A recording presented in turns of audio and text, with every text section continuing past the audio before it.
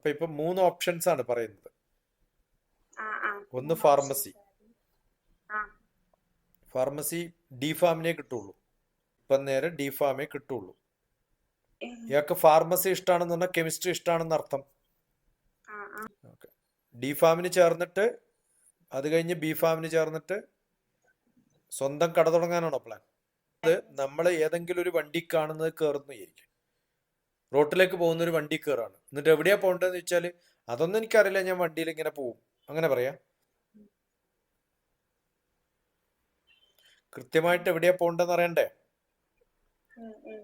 D pharm കഴിഞ്ഞ് B farm കഴിഞ്ഞ് സ്വന്തം ഫാർമസി കട തുടങ്ങുമോ എന്നാണ് എൻ്റെ ചോദ്യം. ഗുഡ്. അപ്പൊ അങ്ങനെയാണെങ്കിൽ മാത്തമാറ്റിക്സിനെക്കാളും നല്ലത് നേരിട്ടൊരു ജോലി കിട്ടാൻ പറ്റുന്നത് അതാണ്. ഉം, ഉം, ഓക്കെ, സ്വന്തം കച്ചവടമൊക്കെ തുടങ്ങാൻ പ്ലാൻ ഉണ്ടെങ്കിൽ. ഉം, ഉം.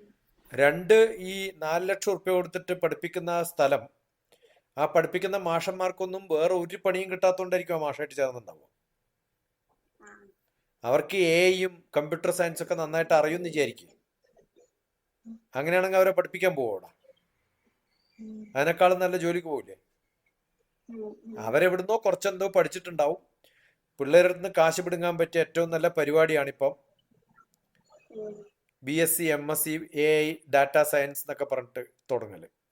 അവരൊന്നും ഇതുവരെ ഒരു പണിയും അത് സംബന്ധിച്ചിട്ടുള്ളത് ചെയ്തിട്ടുണ്ടാവില്ല. അതുകൊണ്ട് പ്രാക്ടിക്കലായിട്ട് സീറോ നോളജ് ആയിരിക്കും അവിടെ പോയാൽ കിട്ടുക. ഒരു ഡിഗ്രി മതിയെങ്കിൽ ബേസിക് ഡിഗ്രി മാത്തമാറ്റിക്സ് ആയിരിക്കും നല്ലത്. ലോകത്തിൽ ആർക്കെങ്കിലും ജോലി വേണ്ടാന്ന് വിചാരിച്ച ആരെങ്കിലും പഠിക്കാറുണ്ടോ? ഈ പറഞ്ഞ സ്റ്റേറ്റ്മെന്റിൽ വല്ല അർത്ഥമുണ്ടോ പറ? ഞാൻ ചോദിക്കുന്നത്, ലോകത്തിൽ ആർക്കെങ്കിലും വെറുതെ പഠിക്കണം, ജോലിയൊന്നും വേണ്ട എന്ന് പറയുന്ന ആരെങ്കിലും കാണിച്ചു തരാൻ പറ്റുമോ? എല്ലാവരും അങ്ങനെയാണ്, ഒരു ജോലി വേണമെന്ന് വിചാരിച്ചിട്ട് തന്നെ പഠിക്കുക. പക്ഷെ എന്ത് ജോലി വേണമെന്നാണ് തീരുമാനിക്കേണ്ടത്. ഇപ്പൊ BSc മാത്തമാറ്റിക്സോ ഏതെങ്കിലും ഒരു ഗ്രാജുവേഷനോ പഠിച്ചിട്ട് IFS എഴുതാം, IAS എഴുതാം, ഫോറിൻ സർവീസ് എഴുതാം, ഫോറസ്റ്റ് സർവീസ് എഴുതാം, സിവിൽ സർവീസ് എഴുതാം, UPSC എക്സാം എഴുതാം, PSC എക്സാം എഴുതാം, കേരള പബ്ലിക് സർവീസ് കമ്മീഷൻ എഴുതാം, ബാങ്ക് ടെസ്റ്റ് എഴുതാം. അതിനൊക്കെയുള്ള കുറച്ച് മാത്തമാറ്റിക്സും ബാക്കി നോളജൊക്കെ ഉണ്ടാവും.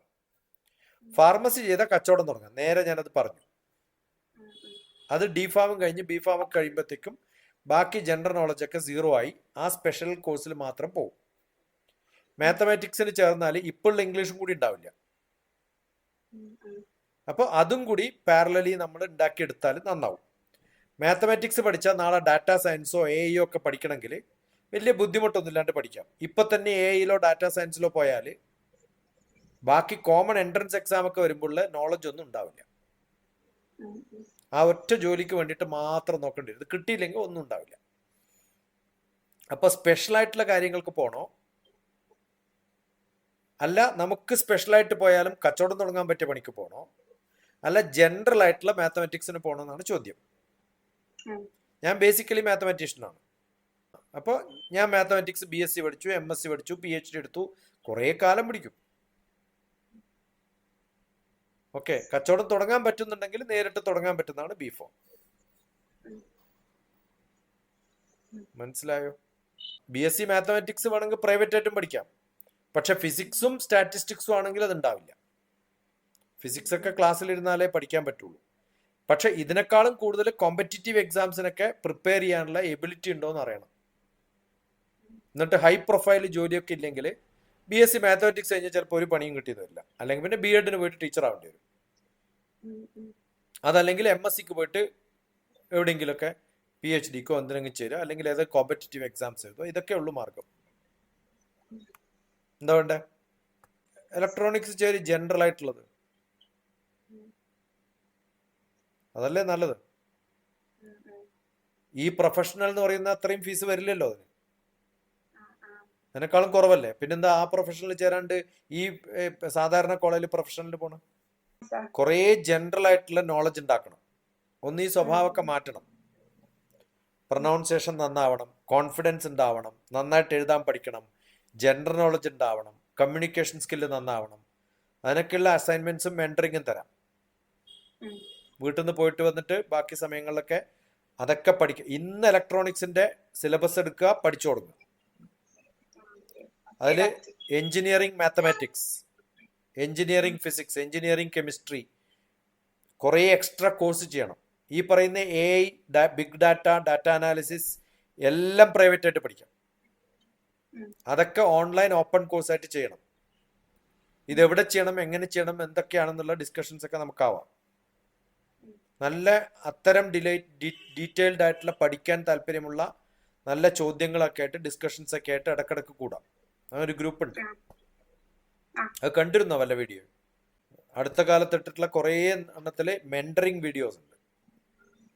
മോളെപ്പോലെയുള്ള കുറേ കുട്ടികൾ എനിക്കിത് മെന്ററിങ് വേണം എന്ന് പറഞ്ഞിരുന്ന കുറേ വീഡിയോ ഉണ്ട്.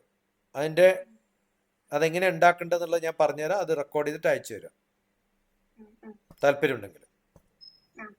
ഓക്കെ, ഇത് യൂട്യൂബിൽ ഇടാലോ. അല്ലെങ്കിൽ ബിടെക് തന്നെയാണ് നല്ലത്. ബിടെക് പ്രൊഫഷണൽ കോഴ്സ് അല്ലേ. മുഖം മാറി, സന്തോഷമായി. ഇപ്പം ജനറൽ നോളജ് നല്ലോണം വേണം. ഇംഗ്ലീഷ് കമ്മ്യൂണിക്കേഷൻ നന്നാവണം. നല്ലപോലെ പഠിക്കേണ്ടി വരും. ഇപ്പോഴേ ബുക്ക് എടുത്തിട്ട് ഇന്ന് മുതൽ പഠിച്ചു തുടങ്ങുക. ഇത് ഓഫ് ചെയ്ത് തുടങ്ങി അപ്പൊ തന്നെ ഡൗൺലോഡ് ചെയ്യാം.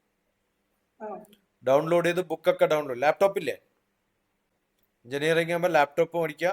ഓരോ ഡൗൺലോഡ് ചെയ്യുക, ബുക്ക് കംപ്ലീറ്റ് പഠിക്കുക. കാരണം ഈ മാർക്കറ്റിൽ കിട്ടുന്ന ബുക്കോ മാഷന്മാർ പഠിപ്പിക്കുന്ന ബുക്കോ ഒന്നും പഠിച്ചിട്ടൊന്നും വിവരം കിട്ടൂല. വെറും ബിടെക് ഉണ്ടായിട്ട് കാര്യമില്ല. അതിന്റെ കൂടെ ഗേറ്റ് പാസ്സാവണം, GRE പാസ്സാവണം, ഏതൊക്കെ പരീക്ഷ ഏതോ എല്ലാം പാസ്സാവണം. പിന്നെ പിടിച്ചാൽ കിട്ടൂല ഓളാം. അങ്ങനെ പഠിക്കണം.